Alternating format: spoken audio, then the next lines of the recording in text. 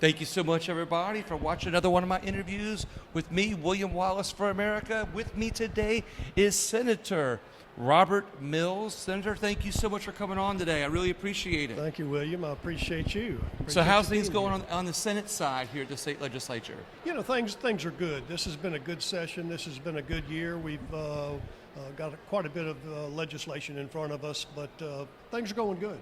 What I like about it last year was just strictly financial, and the year before that was COVID. So this is really the first year you get to really bring some good bills up. Is that right? Well, no. We do good things every year, and so. Well, last year was a good year, but this session is really the first session where you get to pass some of those good bills that nobody really gets to do during a financial session. Well, you can't, during a financial session, you are limited to 5 bills, but you've always got your 5 favorite non-financial bills. Exactly. And actually the one that we just finished up in House Agriculture Committee today was really a product of one of my bills from 2020. And so it takes sometimes years to get something done here. And so even 2020 was productive in its own unique COVID fashion. So I'm going to start from the top, and then when we get to the agriculture one, and then the one we deal with hospitals, we'll talk about that a little bit more. Okay. Because I know those are important for you. You got Senate Bill 9 provides relative to benefits provided by and administration of certain statewide retirement systems. Yeah, that's a pretty simple bill, really department related, that is technical in nature. Okay. Not earth shaking. Nothing earth shaking, Yeah. just kind of the back office stuff. That's right. Senate Bill 21 provides relative to requirements for approved unauthorized insurers. That was just a simple department bill that dealt with the reinsurance industry, where they did not have as much information on file with the commissioner as he needed in times of emergency, and so this requires them just to give us a little more contact information. Another arrow in his quiver, right? Well, yeah, we need to find people in a hurry. We need to know exactly where they are and how to get a hold of them. Got it. Senate Bill 90 provides relative to network adequacy for health insured benefit plans.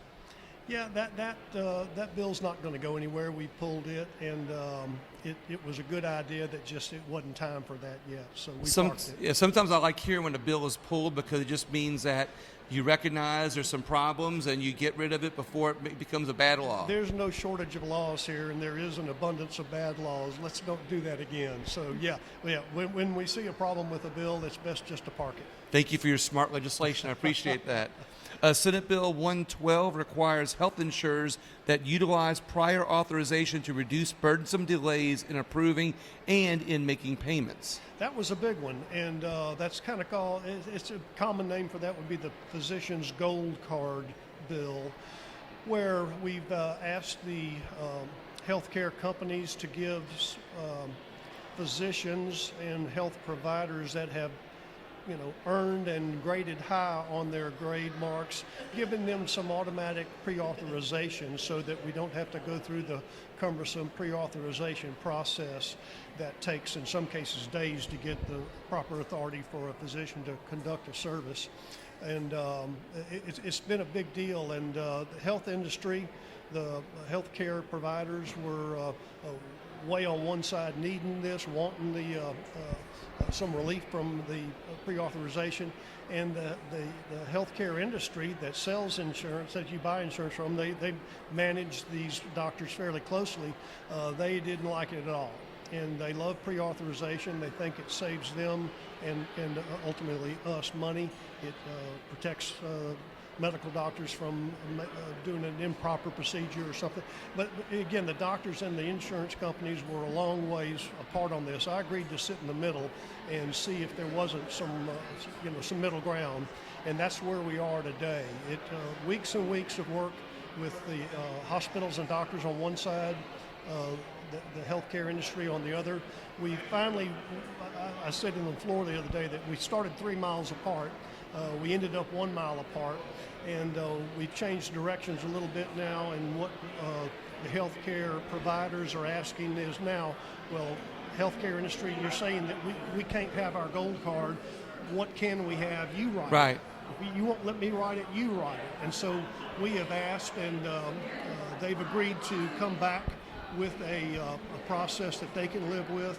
and we feel like it'll be beneficial. It's better than where we started, and may not be the final product, but it's a move in the right direction, and everybody worked hard on that. And this is one of those two important ones we brought up at the beginning of the interview. Yes, and that's why I want to give you some time on that one, because it shows that you've listened to the doctors that need to help their patients. You've listened to patients, and you've mediated between them and the insurance companies. Every one of us is involved in this bill, so it was a big one. I like that. I like the fact that this bill will get patients better coverage. Quicker and adequate and good coverage. That's what we're looking for. Appreciate that. Senate Bill 144 provides relative to hand delivery of absentee by mail ballots. And everybody knows I'm on election integrity stuff. That's a bill from last year that the governor vetoed. And the governor and I disagree on a few things. And one is ballot security, and I'm very concerned with absentee ballots being handled properly. I'm a big fan of mail-in ballots, and that would be simple if everybody just put a stamp on it, send it right back to where it came from. They don't do that. Sometimes they hand carry them around. Sometimes they give them to somebody else. And, yes, sir. There's a lack of security there, and I'm trying to just sharpen that up a little bit. And so I've run virtually the same bill again this year, minor corrections just to make something a little more understandable. But I hope the governor looks at it a little bit more favorably. A little bit differently this time. Especially after that movie that just came out about the absentee ballots and the mail-in ballots. You need to see that movie, but I've done a lot of election integrity things on my show. I've interviewed Wendy Rogers, Pat Colbeck, David Clements, Doug Frank, all the people that will tell you more about the mail-in ballot stuff. So, I appreciate this bill. I really do. I'm a big fan of the mail-in ballots, and like I say, I want to be sure that every vote's counted, and that every vote's counted right. Done the right way. Yeah. Fair and accountable, accurate. Right. I like that. It's just like vaccines. We're not against vaccines. We're just I'm saying from me anyway, it's that there's I'm against mandates. It's like mail-in ballots. You're not against mail-in ballots. You just weren't done the right way. I want to be sure it's right. And I like that. And I like that approach. Senate Bill 153 provides for cooperative endeavor agreements for use of surface waters. That's a bill that's already been defeated in the Senate Natural Resources Committee, unfortunately, and I'll run it again next year. That bill was just requiring industries that use water, surface water owned by the state. It would require them to enter into a written agreement with the state and to pay the state fair market value for that water. Yeah. Water's turned into a very valuable resource. Oh, yeah, absolutely. Other states can tell you it's desperately valuable. Louisiana is kind of a water-rich state, so we sometimes discount that. But water has value, and by virtue of our Constitution, if the state, if you take a thing of value from the state, you need to pay for it. And I'm asking people to pay for the water, and fair market value only. And of course, there are some exemptions and exceptions, but for the most part, we need to go ahead and start managing our water resources much better than we have in the past. I like the fact that it's a good steward of the earth approach. It's best to get ahead of the game instead of waiting until you're out of water to start worrying about it. Exactly, and not only that, but Francis Thompson has a bill to stop the spraying of crops. The crop dusters are going over these reservoirs, and they're continuing to spray. And the reservoirs usually have public facilities and stuff like that. So he had that same foresight. Well, like I said, he's a smart guy. He's been here a long time. So Senate Bill 180 restricts who can participate in real estate commission for Louisiana and the state. That was a bill brought actually as a mirror of a bill that was in the House that was brought by the realtors, and it's been pulled. We're not going to run it. Okay. The bill on the House side ended up having some problems, and so it's a dead horse. Senate Bill 351 creates the Louisiana Surface Water Integrity Act. That was an interesting kind of a plan B for my water bill. Yeah. And a backup. Yeah, it was another way to try to get the same thing done. But it would be very aggressive, and one of those battles that I'm going to try to fight a little bit differently. So I parked that, and I'm meeting with the State Mineral Board earlier this week, and I'll be meeting with there's a commission water board studying the water issue, and I'll meet with them on May 20. So I need to get some homework done on that before we make Parked it to research it to make it better. Once again, I appreciate good legislation better than, waiting on good legislation than getting bad legislation. Yeah, I'm gonna bring an army with me next time. That's a good one. I like that one. 428 prohibits the reduction of policy limits based on defense expenses. That was a department bill they brought me that we don't want to use up all of our insurance paying for lawyers to defend ourselves, and so it just protects the consumer. Be sure that we don't reduce the policy limits with attorney's fees. All right. Senate Bill 431 is a horse racing bill, provides relative to off-track wagering facility locations. Yeah, that's my district my district in Northwest Louisiana is right around the Louisiana Downs racetrack in Bossier City. Okay. And so they're friends of mine. We have new owners, and they're working hard to get the track back in shape. And there was a situation where the casino attached to the racetrack needed authority to go out and acquire off-track betting sites for part of their gambling operation, and so I've accommodated them with that bill.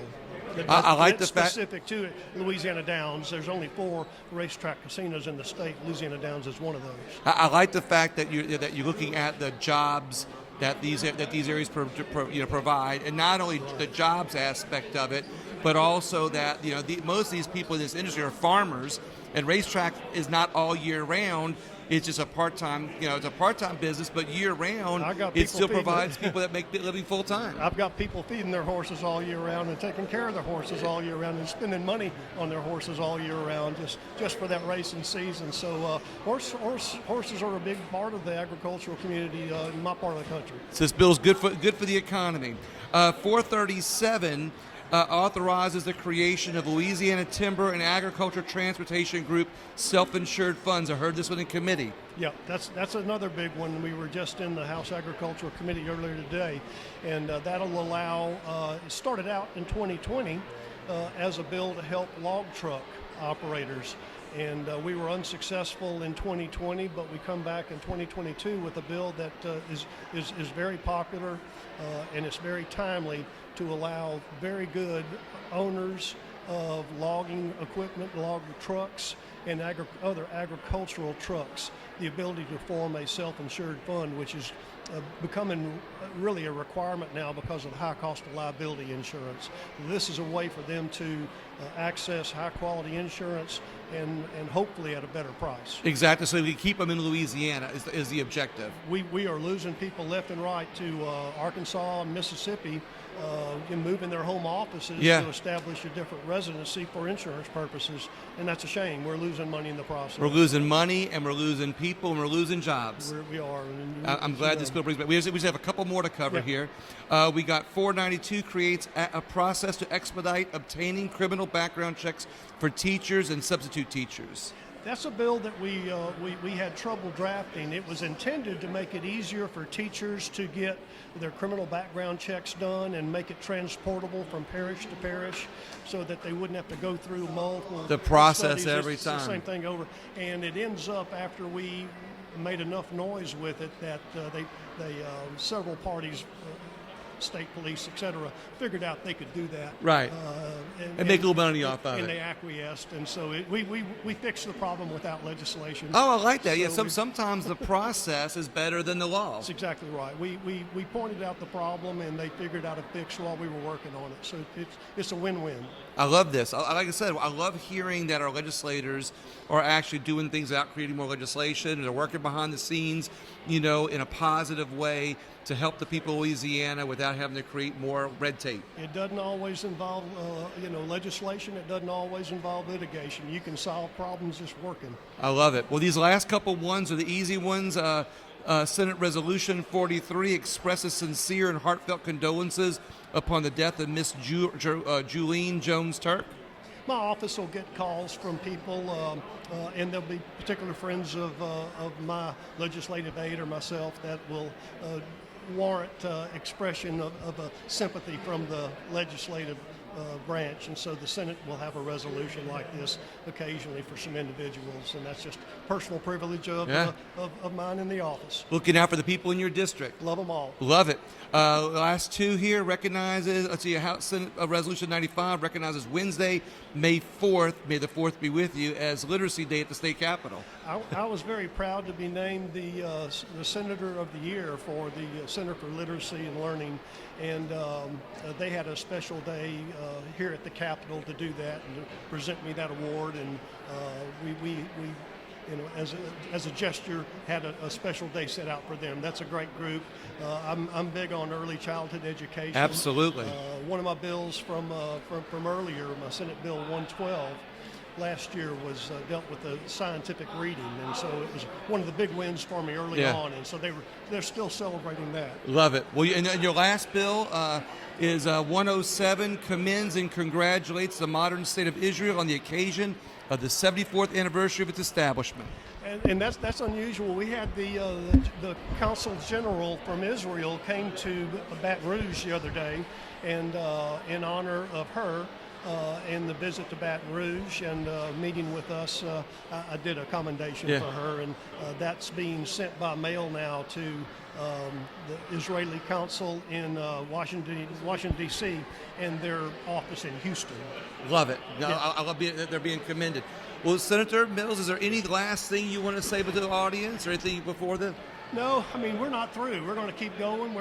We've got some good busy days ahead, and looking forward to telling you more about that next time. I love it. Thank you very much for coming on the show. Really appreciate it. Thank you, William. Everybody else, please share the video, share the interview, share the podcast. Thank you so much. And the best way to be involved is to come here and watch the process. Thank you very much.